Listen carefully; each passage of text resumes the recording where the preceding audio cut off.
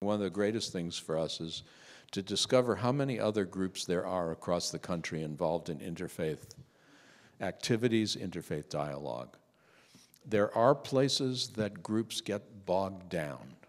One of the places is that there's a tendency of people to believe that if they're involved in interfaith dialogue, they have to be an expert in their own tradition. And that's intimidating. And it's important to design the kind of processes that people can engage in which don't have that demand or that expectation, which allow us to be who we are and how we are. If you go to amazingfaithsproject.org, you know, what they suggest is a group of no more than 2 of the same faith. You know, so you might have 6 people, you might have 8 people. They have a list of questions. They need to be put on cards so that everybody can lift up one when it's their turn. A person reads the question and responds. And the experience of people who have gone through that simple thing has been more profound than all of the Thanksgiving interfaith services, you know, combined.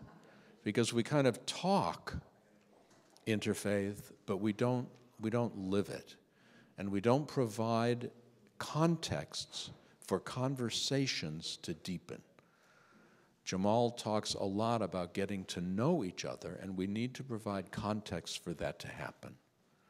And a lot of times if you have a friend of another faith or a friend of another community, and the 2 of you together can figure out how to do it without involving the whole city, all the institutions, you know, it's almost the smaller it starts, the better it will be. And talking of city, we were in Houston not long ago, huge conference, and the one who was the greatest proponent of this program was the mayor of Houston. And he had his entire city council involved in this program. He said, I love this program. And because of this, the people who have participated in this program have become very good friends, and they want to just keep on continuing. And that's what really peace is about, getting to know the other on a human and personal level. Doesn't matter what the differences are. In the past, I've always said, I still say, practicing the 3 cups of tea. The 3 cups of tea: listen, respect, and connect on a human level.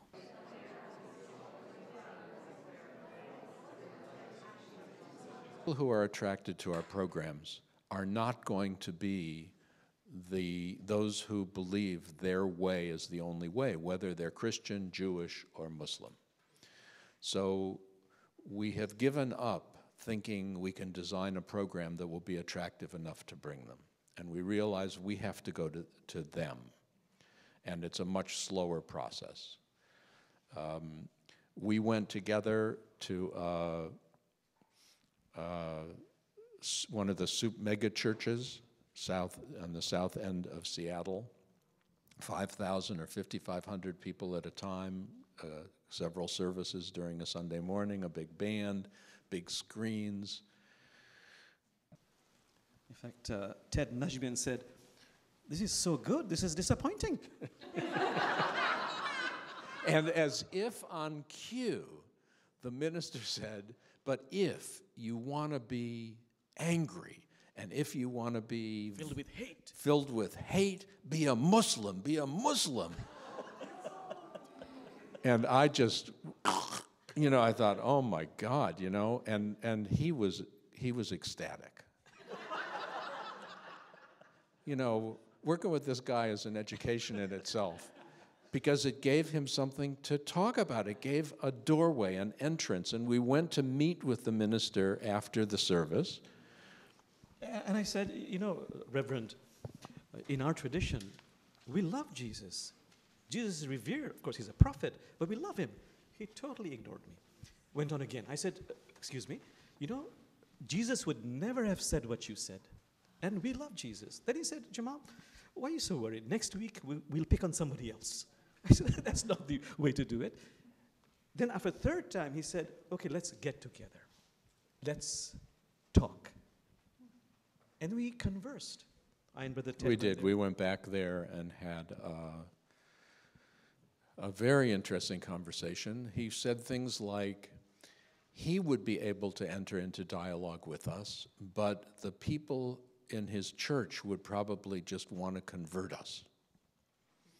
We did not say that's interesting. It reflects perhaps what you're telling them.